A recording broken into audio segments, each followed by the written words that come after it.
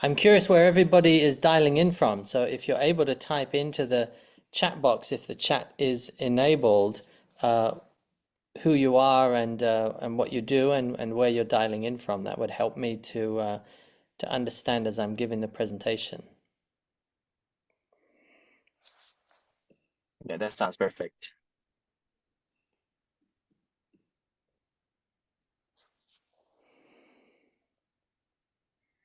All right. For the interest of time, I think I'll take it away and introduce John, our speaker for today. So screen share.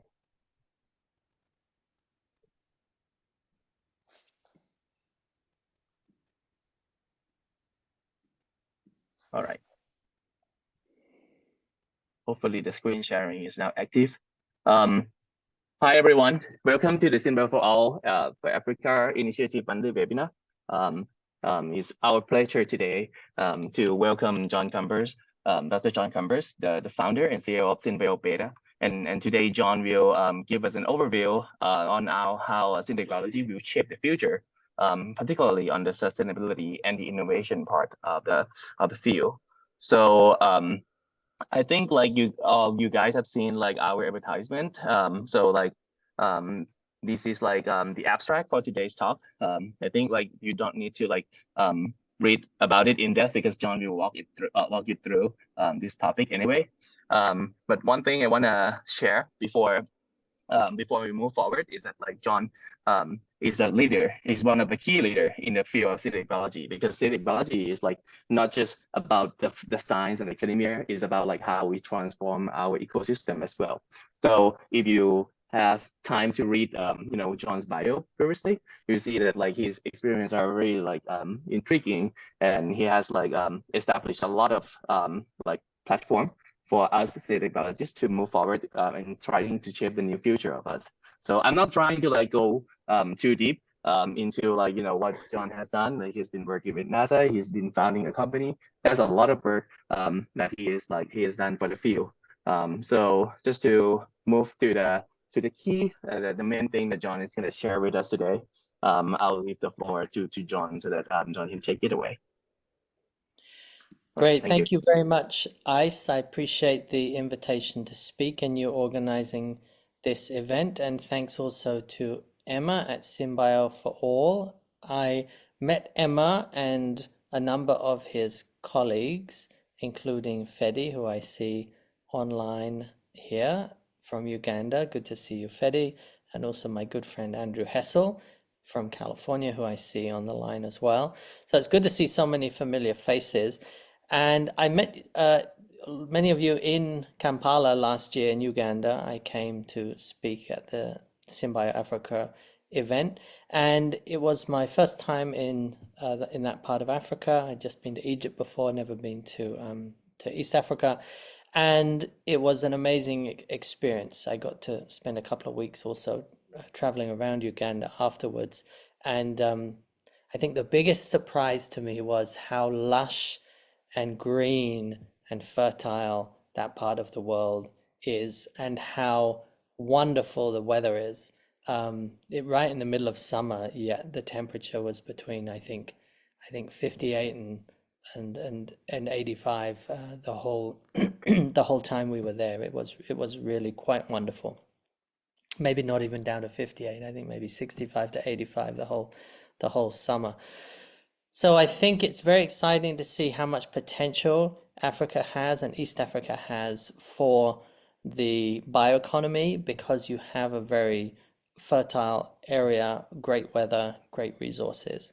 So it's really great to be able to talk to you today about the synthetic biology industry. Everything that we do as an industry is built on top of everything that the academics do in the lab. So it's been great to have been in the industry and in the community of synthetic biology for over 20 years now. I started, as many of you have done, with the iGEM competition. I'm now on the board of the iGEM Foundation and a big supporter of it. And I have a PhD in molecular biology. As I said, I was at NASA for 7 years working in their synthetic biology program. And then I started SynBioBeta in 2012. And I also have a new company, which I should have put in the slide deck, but it's brand new. It's called Lee's Lab, the Biological Animation Studios. And it's a animation studios to help to popularize molecular biology and to help spread the gospel of the century of biology through cartoons, animations, and songs. So that's something that that might be of interest to many folks. So I see people from Ghana, from Nigeria, from Kenya. I see Enoch, who I met last year in Uganda. So good to see you. Enoch, if you haven't typed into the chat where you are dialing in from, then please do, as it will be wonderful to know who is on the line and what you do. And there is going to be some time at the end of my slides to talk about what projects you're working on, any questions that you might have, or anything that I can do to help or support you. So feel free to type in questions in the chat as we go, and any that we don't get to during the slideshow we'll get to afterwards. Great. So let's dive in. I'm going to be giving you an overview of the synthetic biology industry. I have this overview of the industry because I run SynBioBeta, which is the global synthetic biology conference. It happens in California in the Bay Area every year.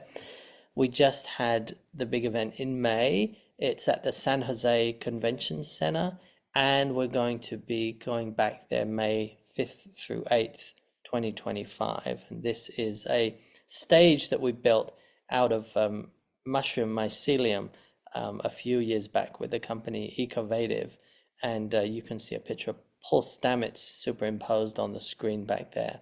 So very exciting conference and very wonderful community of people that take part in it as well.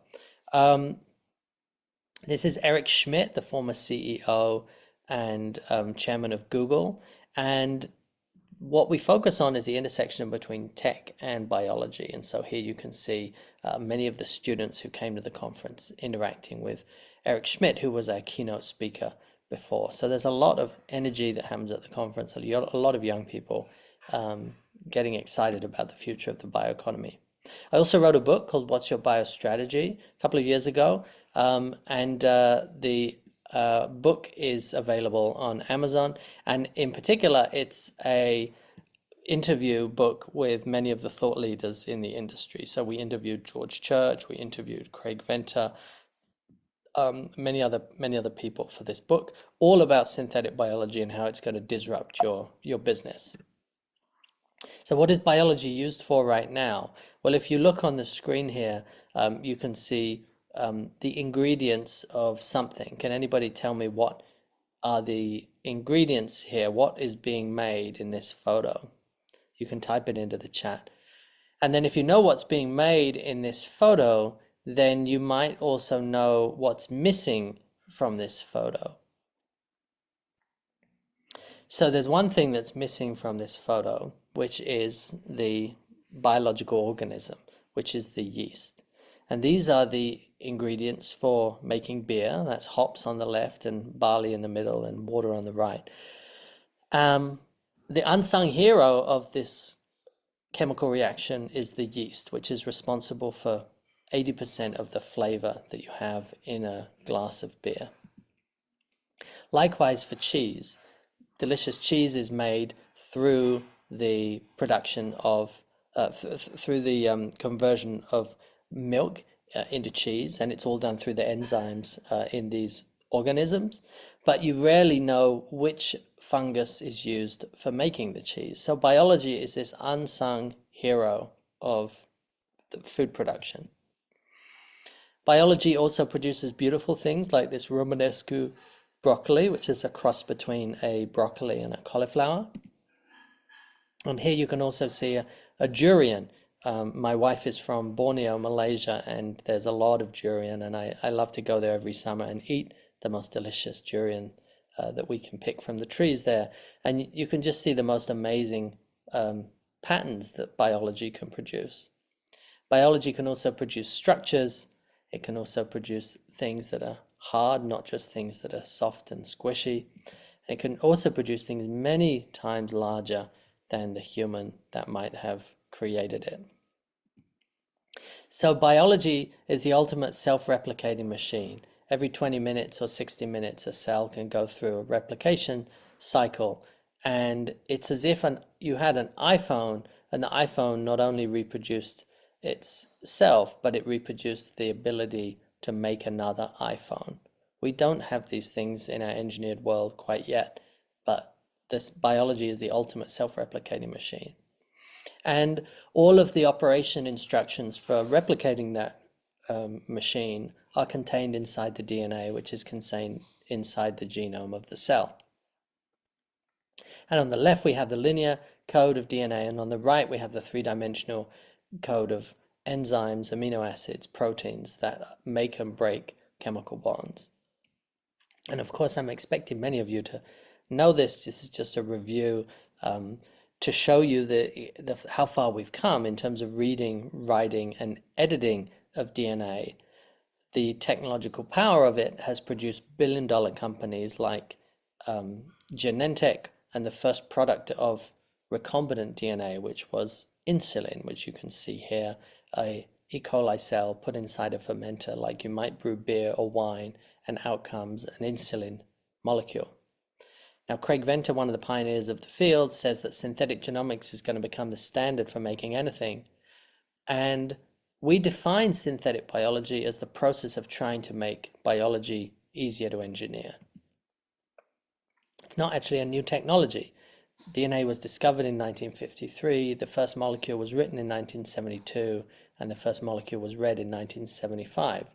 But what's changing is the falling cost of reading and writing DNA, shown here on a log scale in cents per base pair. The World Economic Forum says that we're in the midst of a fourth industrial revolution. I think we're in the midst of a fifth industrial revolution around reading, writing, and editing of DNA, and that it's going to be a completely different kind of future based on these technologies. McKinsey says that there's a $2 to $4 trillion direct economic impact between 2030 and 2040, and that 60% of the world's physical inputs could be made using biological means. What this represents is a huge ability for us to shift our manufacturing infrastructure away from petrochemistry and to biochemistry, making a more sustainable planet, which I think we're all keen to see. The number of synthetic biology companies formed, you can see over 1,100 of them. We track them all in a database, and we produce reports and a weekly newsletter talking about what's going on in the industry. There are a number of accelerators that now fund synthetic biology. Y Combinator is one that you've probably heard of. IndieBio is another, with programs in San Francisco and New York. And the Bay Area is the center of the ecosystem for synthetic biology. And you can see here a ring of companies all around the Bay. You can see the location of our event in May is down here at the bottom in San Jose, right in the center of the Bay. I'm going to talk about some of the companies in the industry and what they're doing to give you a sense of overview of the industry. One that I'm particularly excited about is LanzaTech. They're a publicly funded company, and they're using CO2 and carbon monoxide from steel mills, and they're converting it into jet fuel for planes. They have a subsidiary called LanzaJet, and they're also converting it into ethylene for the production of clothes and shoes and other things, all using microbes. K18 is a company that recently sold to Unilever, and they make a peptide for adding as a cosmetic to your hair, which prevents hair damage as it dries. So a very good example of a cosmetic in the biospace. Absci is a company that is doing generative AI for drug development. They're making antibodies using AI for drugs. They're publicly listed. BitBio is a company based in the UK, and they are engineering cells and cell lines for the production of standardized cells that they can sell to companies who want to do drug trials. Colorifics is a company that I visited recently in the UK, and they are using bacteria to dye fabrics. And if you know anything about the fabric dyeing industry, and I presume there's quite a lot of fabric dyeing going on in Africa, then you know that it's a very polluting industry. Well, there's a lot of chemical waste that goes into rivers at the end of the dyeing process and causes a lot of problems downstream. Well, colorifics, after you've dyed the clothes with the bacteria, you can then autoclave the effluent that's used for the dyeing, and you can then release it into the down the drain. There are no toxic side effects to this. Very exciting to see this company coming to fruition. SynBio is a company in Japan. They have scale-up facilities in Thailand and in the US, and they're making brood protein. So you can see this spider silk jacket that I wore on the stage at SynBioBeta a few years back, and also a skateboard that they made from polymers from this bio brood protein. Checkerspot is a company here in the Bay Area that's doing similar. They're making resins and plastics using biology, using cyanobacteria.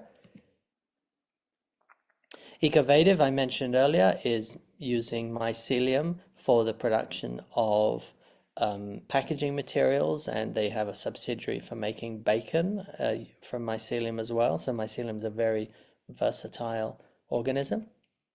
And Biomason is making concrete using bacteria. So the bacteria are fixing sand with glue, and it's quite an amazing example. I have some samples here, and I visited them last year in North Carolina. Pivot Bio is a company that's making agricultural fertilizers using bacteria, and these bacteria form cultures in the soil with the roots of the crops, and they can produce nitrites for the fertilization of the organism of the plants, and you don't need to use chemical-based fertilizers, which are extremely harmful for the environment because of the amount of CO2, amount of energy that's used to make fertilizer through the Haber-Bosch process, and also the amount of nitrous oxide that's released after you put that chemical fertilizer on the field, which is a very potent greenhouse gas. Impossible Foods, if you haven't tried the Impossible Burger, then I encourage you to try it. I'm not sure if it's available in Africa, but this is a meat burger that bleeds, but it's actually made from plants, but it's a recombinant protein inside of that plant, the heme protein from beetroot. And one of my favorite companies is Berkeley Yeast. I talked about beer brewing earlier. Berkeley Yeast is producing yeast that can also produce the IPA flavor, and the IPA flavor is India Pale Ale, and it's the hop flavor. So they sequenced the hop plant, they found the aromatic ingredients that make the hop plant tasty, they took those genes to make those enzymes, they put them into brewer's yeast, and now they can brew a brewer's yeast that also makes the hop flavor. So you don't need to add hops to the beer. The yeast can produce it directly. And ZBiotics, another of my favorite companies, they are, and I'm an advisor to this company, they're making a probiotic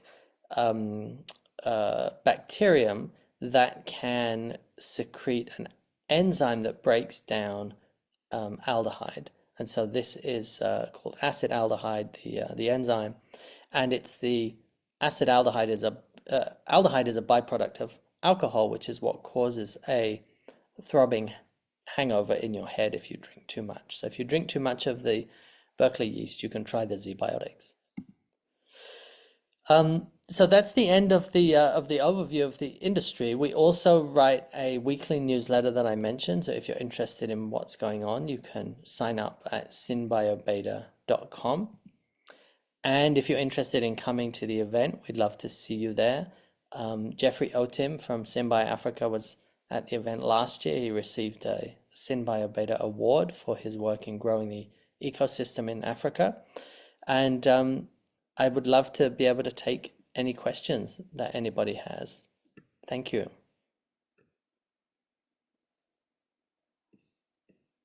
That's fascinating, John. So just to jump in about the logistic a bit, for those who are attending, you can type your question into the chat, or you're also free to like raise your hand and unmute yourself and ask John directly if you have any question. Yeah, it would be great if people want to unmute and turn on your camera if you're comfortable doing so, and then we can have a conversation.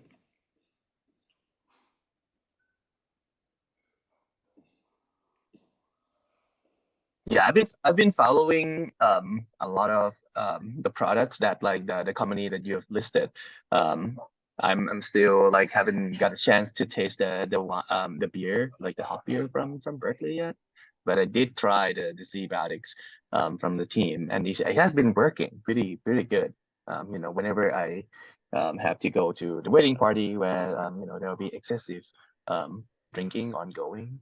And I really appreciate the probiotics that help us fight with the toxic compound our body might not be able to compete in time. Yeah, I agree. It's pretty amazing the effect that it has. Yeah. So maybe like I can like ask one question to start the floor here. Um, so you mentioned that like Jeffrey or Tim was like organizing the SynBio Africa, and like Kato is probably like interact with Jeffrey a lot. But I wonder like has like SynBioBeta do any like direct activity in the African region, or like are interested in like any kind of like event that would be mainly hosted by SynBioBeta at all? Because like I believe a lot of like activities right now are in the European countries or in the US. Or maybe if you have other plans like outside. Yeah, we certainly am interested, and we looked at it. There are very few biotechnology companies in Africa. The ecosystem is quite small, and the entrepreneurial culture for high-tech companies is quite limited. So we're definitely interested in supporting the the entrepreneurs and the academics who are in Africa, and in supporting Jeffrey and the SynBio Africa meeting that he organizes as well. It's definitely interesting to support the ecosystem. We don't have any plans directly to do more events in Africa, but we're always open to opportunities and partnerships should people have things that they want to propose.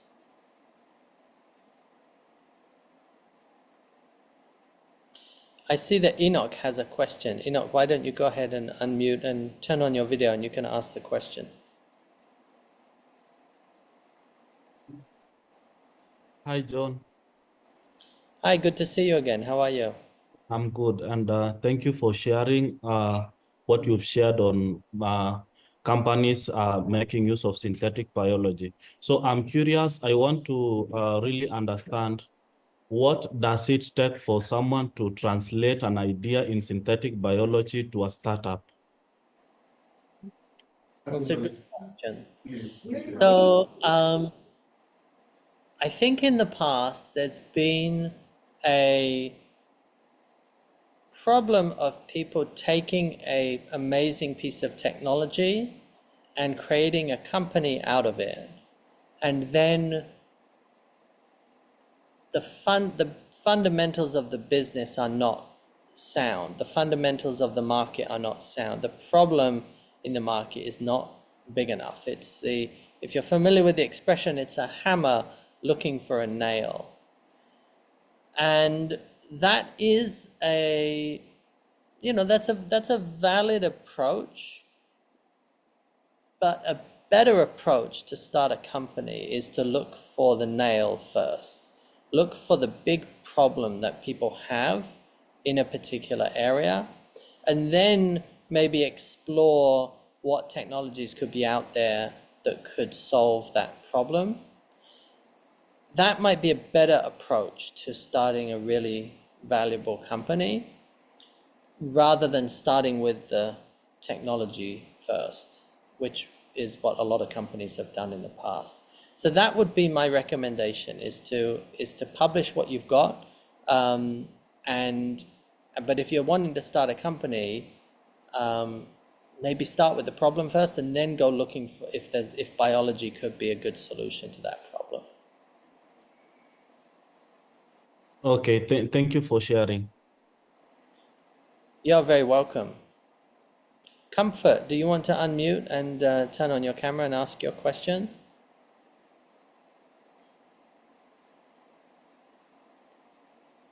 Or Sarah, maybe you want to do the same and unmute and ask your question. I can see a question from Majid as well that typed down. Oh yeah. Majid, do you want to ask your question live?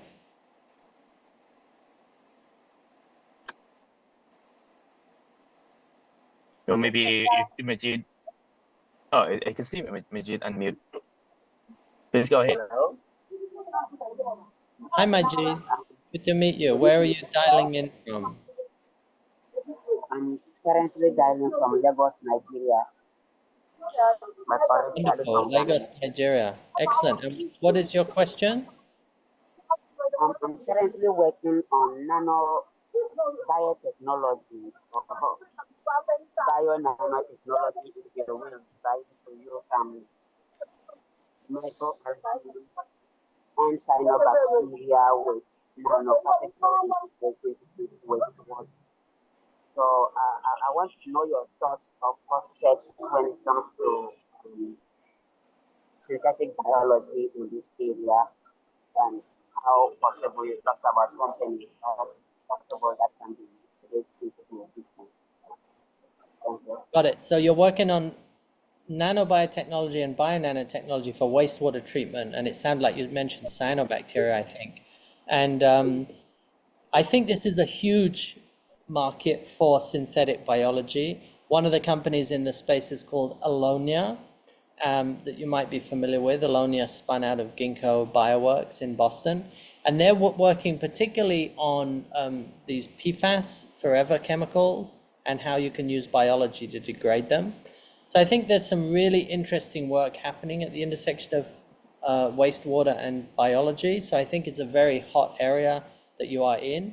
If you've ever visited a sewage plant or a wastewater treatment plant, you will see just the scale of these operations. And we know that biology does this naturally. You put some polluted water into a soil system, and it will go through, and the microbes or the organisms in the soil system will purify it, and you'll get pure water out the other end. So we know that biology does this really well. We're not doing it very well in terms of our industrial systems for purifying wastewater. So I think you're in a very hot area, and if you're not familiar with Allonia, then you should check them out. Thank you very much. Yeah, great question. Does anybody else want to unmute and ask a question?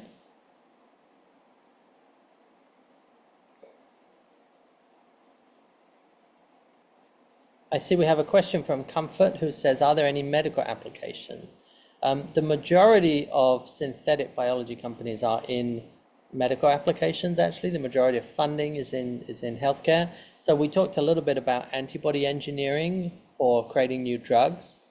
In addition, there's a lot of cell therapies where the cell is engineered to be a drug. And there's a lot of gene therapies where there's a vector that's being engineered to deliver a drug normally via a virus into a cell. So those, I think, are the three main applications: cell therapy, gene therapy, and antibody engineering in the medical space.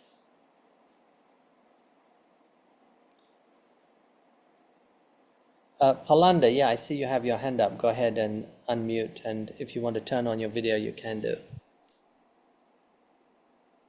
Hello. Hi, good to meet you. Where are you dialing in from? I'm dialing from Kenya. Wonderful, welcome. My John, question was, my question was, is tissue engineering considered the same as synthetic biology, or is that a different field completely? did you say tissue engineering? Yes. So we like to define synthetic biology as a movement to make biology easier to engineer. So synthetic biology isn't necessarily about what you are doing, but more about the way that you are doing it. And so if you are thinking like an engineer, if you're thinking about frameworks and abstraction layers and standardized tools for making biology easier to engineer, then it's synthetic biology and you're a synthetic biologist. But if you're not thinking about that broad application of technologies and how you can use these technologies, not just in a one-off application, but actually to create a set of tools and technologies that are going to make it easier to engineer future systems, that's the crux of what synthetic biology is about. Okay, thank you. You're very welcome. So I would say yes, tissue engineering is synthetic biology, but again, it depends on the mindset of the person doing it. Thank you. Welcome. Yeah, if anybody has a question,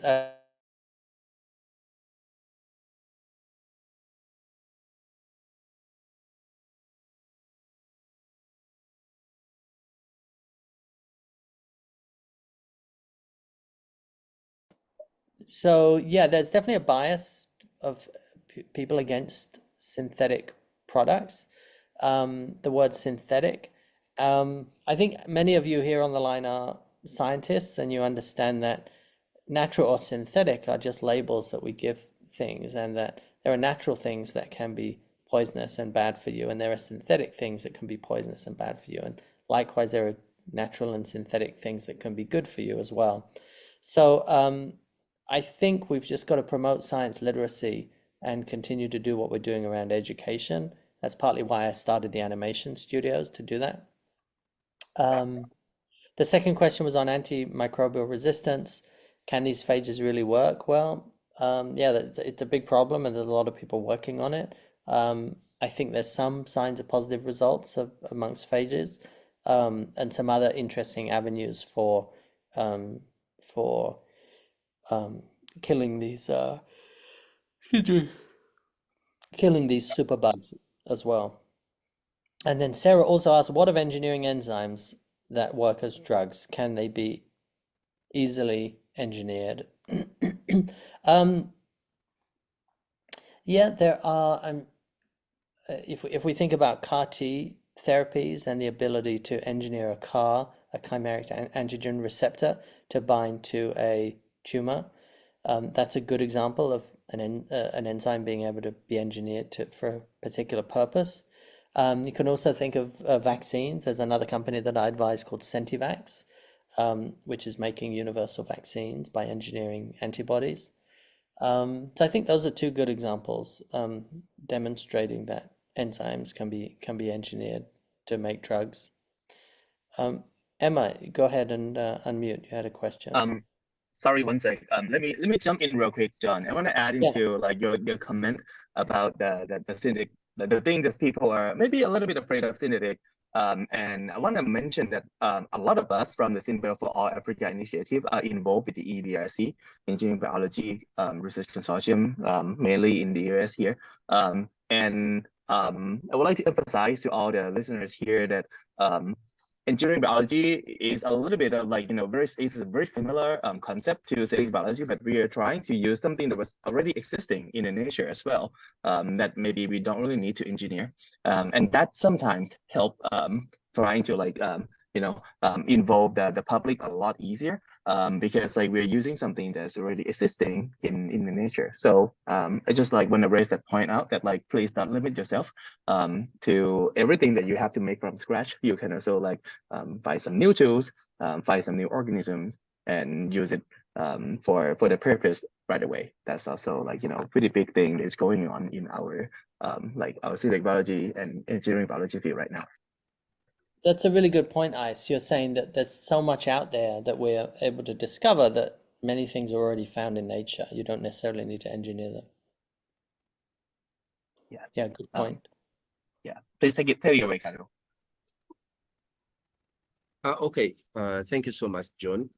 I am Emma Sevunyakato. I'm calling in from Uganda. I hope most of the people here know me, but for those who don't know me, I lead the team at SynBio4ALL, and I met John last year. Yeah, my question is about the animation studio, John, which you're bringing up, the new idea which you're bringing up. Will the animation studio be a public source, or it will be, or someone will need to subscribe at a certain fee to access the content there? And also, will it be given some tools which can help maybe the people who don't understand the field of synthetic biology very well to understand it more? Yeah, those are my two questions. Thank you. Sure. The plan is to be able to put the content out onto YouTube first, but it's also a business, so there might be a subscription model for premium content, or there might be a deal with a streaming service like Disney Plus or something like that.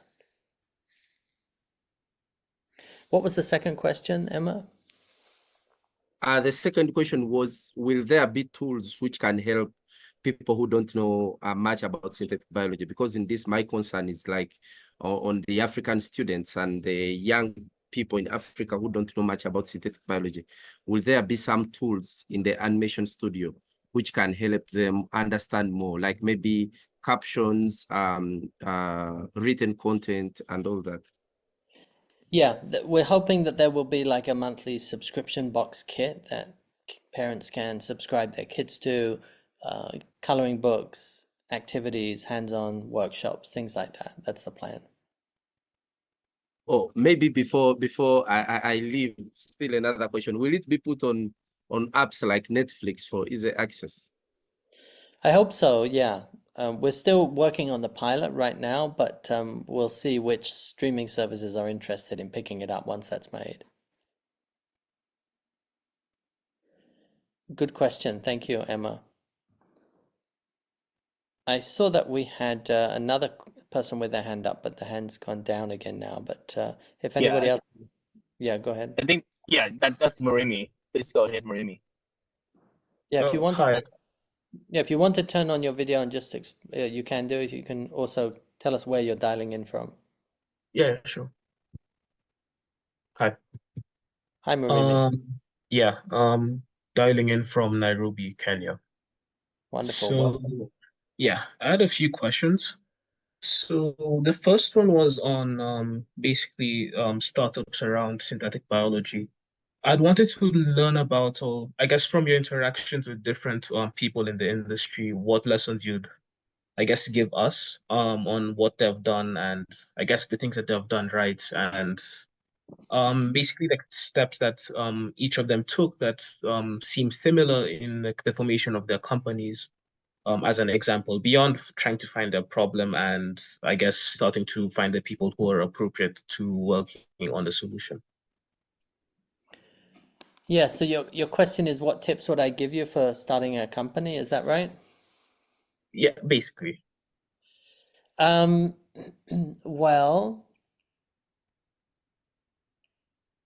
I'm not sure if you've heard the expression that if you feel like you're the smartest person in the room, then you should go find another room. There's also the theory that you are the average of the, I think, 5 people that you hang out with the most. And so look around you and see, are you stretching yourself to be hanging out with entrepreneurial people, smart people, driven people, people who want to change the world, people who you admire, people who you respect, people who are better than you? Because again, if you're not, then find some people to surround yourself with who are smarter than you, more driven than you, more entrepreneurial than you. Because it's very easy to live in a bubble of mediocrity. And you can live in a bubble of mediocrity wherever you are. You could live in a bubble of mediocrity in California, in Nairobi, in Kampala. There are those people out there in any big city, and you've just got to create a critical mass of them. Now, you could also ignore your local area and instead just focus on a digital community and try to join forums and online communities and Zoom calls like you're doing. It's very strange because COVID should have been the great equalizer. It should have been that you know, everybody could dial in to every Zoom seminar or every meeting or join any community. What we noticed at SynBioBeta, we did 2 years of virtual events during COVID. Very strange that it was the same people. Even though we had now a global event, anybody could dial in. I was expecting the whole world to become much closer. But it was the same community that meets physically that was dialing into the virtual events. I mean, you know, look at this call. Now, this is SynBio4ALL. It's specifically focused on Africa, so we have a lot of African people here, obviously. But there's no reason why this couldn't be a global event, and you have more people from more countries joining. But it's something about human nature that we like to stick together. We like to have these in groups. We like to have these social groups, and we like things that are familiar to us. So, but that doesn't have to be that way. You can find these online communities that you can join for early stage founders, for entrepreneurs, or you could create one. We actually created one, a small online mentoring group with some of the students that I met in Kampala last year. Emma is part of it, Fedi is part of it. We actually just met yesterday. And a few other folks. So, so if you don't see the kinds of communities and the kind of people around you that are driving you and supporting you, then you can create that community as well. You just have to show some initiative and reach out to people, and you have to be. The Japanese have an expression which is the nail that sticks out from the wood is the one that gets hammered back in, and that you shouldn't stick out too much and you should conform to those around you. Well, don't conform to everything around you. If you have a vision, have a drive, and think about how you can create the kind of community that you might see elsewhere. I also recommend you travel, and it's expensive, particularly if you're in Africa. But go to some of the most, I think, travel to the US, travel to Silicon Valley, and just experience the entrepreneurial culture here. Go to some events, go to networking events, go to startup events for finding co-founders, for finding investors, and just kind of live and breathe and see how it works. You can also go to other European cities that are good for innovation as well, but right now, there's a reason that, you know, that a number of trillion-dollar companies are headquartered here in the Bay Area. Facebook, Google, NVIDIA, Apple. OpenAI is not $1 trillion yet, but you know, there's a reason, and there's something special about Silicon Valley, California, America, at this time in history where amazing things are happening here.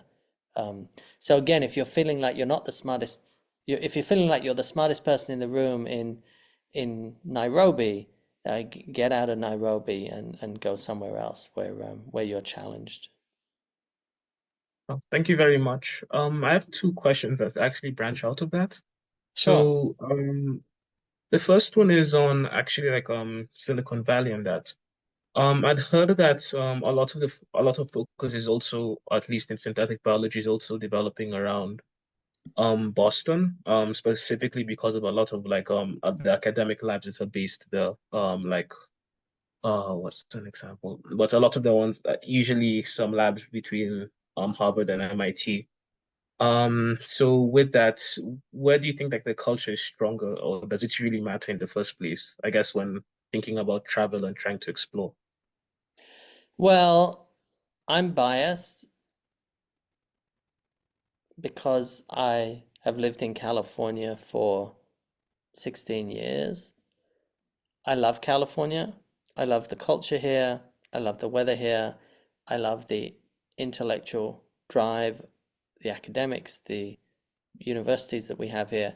I love the capital that's available here. There are people who want to invest in the future, in the next big idea. And I love the culture of paying it forward and sharing of information and sharing of big ideas that you get here. You don't get the same sense of that culture in Boston. I've lived in Rhode Island, which is about an hour's drive from Boston, so I spent quite a lot of time in Boston. Boston is more a place where you go and you scale a company to make it big. There's a lot of early stage innovation in Boston, great technology, great founders and great investors, but it's just not the same kind of culture as you get here in the Bay Area. And then I'm from London originally, and I grew up there, and I knew there was something different out there in terms of the culture of people and entrepreneurship, and again, the British are very culturally conservative around entrepreneurship and starting a company compared to the Americans. And the New England people like Boston are much more conservative than the Californian people. The interesting thing, however, will be seeing what's coming out of China right now and how China has educated a lot of its young people in American universities. And now they're going back to China and creating their own entrepreneurial culture, their own investment culture in China. So there's a lot of interesting things coming out of China right now. New startups, a lot of great academic research, a lot of good funding, and new companies. So it's going to be interesting to see how that plays out. And that could be another phrase you're probably familiar with in terms of playing ice hockey, is that you want to skate to where the puck is going, so that by the time you're there, the puck is there. The puck is the thing that you hit around the ice hockey field. So if I was skating to where the puck is going, I'd be looking to China, Singapore, to try to position myself there. But who knows how much longer the American empire is going to continue for. It could be another 500 years for all I know. But China is doing incredibly well right now. Yeah, that's rather convenient for me because I'm going to be going to China to finish high school, so that would be great. Wow. Yeah, and Good for you, Murimi. Where in yeah. China are you going to be going?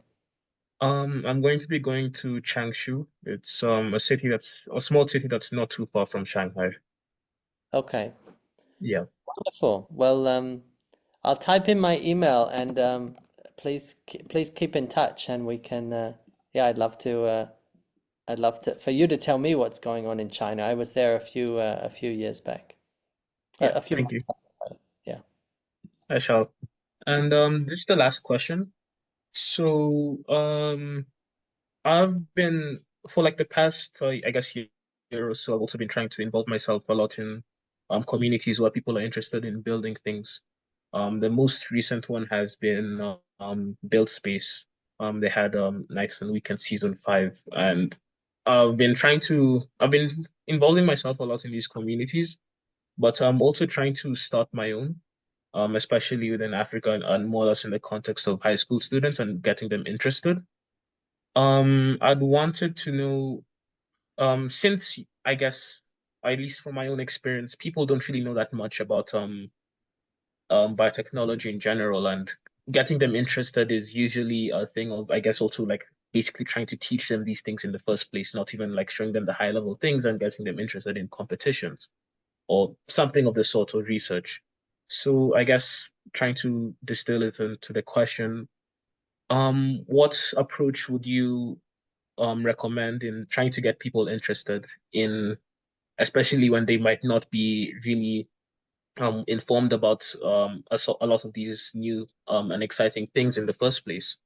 If I were to, like, let's say, walk into like a high school and they do learn biology, of course, but then they don't really go into the complex things. They don't even learn about genetic engineering. How do you get them interested in a lot of the new and exciting things that are happening in those types of fields? Yeah, I think the biggest motivator for me is the motivation of curiosity. I don't do it so much anymore, but I used to do it a lot when I was in graduate school, which is I'd sit on a plane next to somebody and we talk about what you do and what I do. And invariably we'd talk about biotechnology, and they wouldn't know anything about biotechnology. They wouldn't know how a gene relates to a protein, or what a gene is, or what DNA is. And so we'd start at the beginning and we'd say, well, I'd use a Socratic dialogue, and I'd say, well, what happens when a sperm meets an egg? And you kind of tease out that they don't really have a mental model of what is sperm and egg and what's inside of it and what's a cell. So you start there, and then you say, well, so now what happens? How does that, how do those two cells form a joint cell? And then what happens? And how does it happen? And so you get into DNA and proteins and cell replication and division. And for me, then you can take people on this magical journey through biology and what it is, and it's just awe-inspiring. And then you can show them some pictures or some animations. And so I like to start from first principles and break it down and ask them questions so that they question their own knowledge about what they know and what they understand. You could go even further back, like, well, what is a cell made of? What is a carbon atom? Where did carbon come from? The Big Bang, the formation of the planets, the formation of matter. We've gone back that far as well. We teach a course, Introduction to Synthetic Biology, and we go back to the Big Bang. And it's kind of weird because none of it makes sense. I mean, it's not, if you're religious, I guess you can frame it in a religious context, that there was a Genesis moment. If you're not religious, then it just is, and we don't know, and we're still on this path of exploration and discovery. But I'd start with curiosity. Good question. All right. Well, thank you very much. Yeah, you are very welcome. Yeah, go ahead, Ice. Yeah, thanks a lot, Marini, and thanks, John, for such a insightful conversation here. So I know that, like, for the interest of time, John, you may have to jump up soon. So I would like to ask maybe like the last question of like maybe what advice would you give to the people, especially the people in the Africa, if they are very interested in synthetic biology, like what would be a good start from you or from the SynBioBeta side? Yeah. Maybe John, before you answer that question, there are also some other questions, 2 or 3 in the chat. You can Yeah, check on maybe we have to skip that because like John has to leave like in a few minutes. Yeah, and I left my email there, so if anybody has a follow-up, or let me type in my email, but if anybody has follow-up questions, then you're welcome to, but I do have to run. So what I would focus on is on being the best, being the best student you can be, and then applying to PhD programs overseas. to try to get that experience. It doesn't mean you need to stay overseas, but it will allow you to get that experience, and then if you want to come back and start a company or become a professor in your country. One thing that you don't have in Africa is, in general, access to resources. But one thing you do have in Africa is very smart, driven, motivated people. And so if you can work your ass off and show people that you are as good as a student at MIT or a student at University College London, you will go far. You will, take the initiative, start things, organize your peers, collect information, come up with new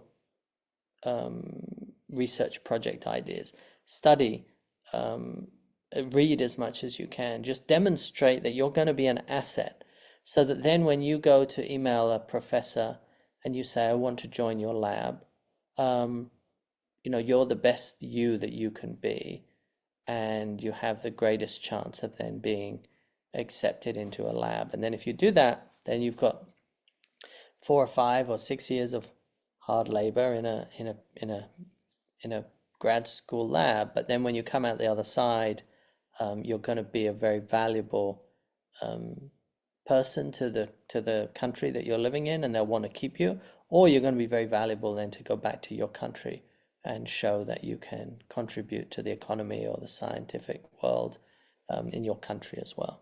So that would be my recommendation.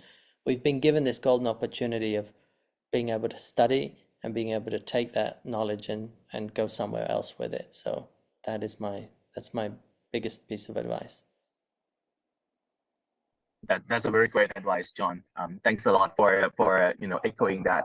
And on behalf of SynBio4ALL initiative, I think I would like to suggest those who may haven't seen our whole webinar series yet, you can check it out. We have a lot of stakeholders that come in and share with us their insight. For example, we have people from iGEM, from GoGate that are trying to make things more accessible. We had Professor Tasok Moon, who introduced us about some microbial seeding biology last month. And we also have an ongoing course that are completely free for you, especially African students who are interested in SynBio. We have new course coming in the future as well. And if you have any question, or if you're looking for any suggestion or advice, please feel free to contact SynBio4ALL. And we'll be happy to connect you to the people who might be able to give suggestion, especially if you're from Africa, then you may have similar backgrounds, and that would be a good opportunity out there. Great. And I'll just say one other thing. The advice that I just gave about studying and going through the academic route, I wouldn't necessarily have given that advice a year ago. My advice might have been start a company and do whatever you can around you to innovate and do well. But I've been traveling quite a lot this summer, and I went to some of the most ancient capitals in the world. I went to Athens, I went to Rome, and what you see there is that there were these periods in time where those cities and those civilizations and those empires flourished. And they flourished for a few hundred years, and then they died out. And the center of power moved somewhere else. The center of power is definitely not in Greece anymore. It's definitely not in Rome anymore. These are wonderful places to visit, but they're not where the people are doing the most innovative things. They're not where the companies are being formed, or they're just not, it's not going on there like it was hundreds of years ago, thousands of years ago. Having grown up in the UK and moved to America and moved to California, London and the UK is not where it's at right now. It was there for a couple of hundred years. And then now it's not even in Rhode Island where I studied. It's in California. That's the center of gravity right now. And so my advice is get yourself to that global center of gravity. You know, either it's California or it's China. There could be other places that are gonna rise up, but you've only got, you know, 50 years of your productive life available to you. So you've got to try to make the most of it. And you could toil away in Nairobi or in Kampala or in Lagos, and you could succeed. You could become the best known entrepreneur in East Africa. You could run the biggest company in Kenya. But it's going to be a whole lot easier to go to where one of these centers of gravity is right now and work there, and build your thing there with that group of people who are there. And there's nothing stopping you from then going back to Nigeria or Kenya or Kampala and having an impact there, and going into politics or going into business or doing, you know, going into philanthropy. There's nothing at all stopping you from doing that. But if you're driven and you have ambitious goals, then I would look to get yourself to where it's happening right now.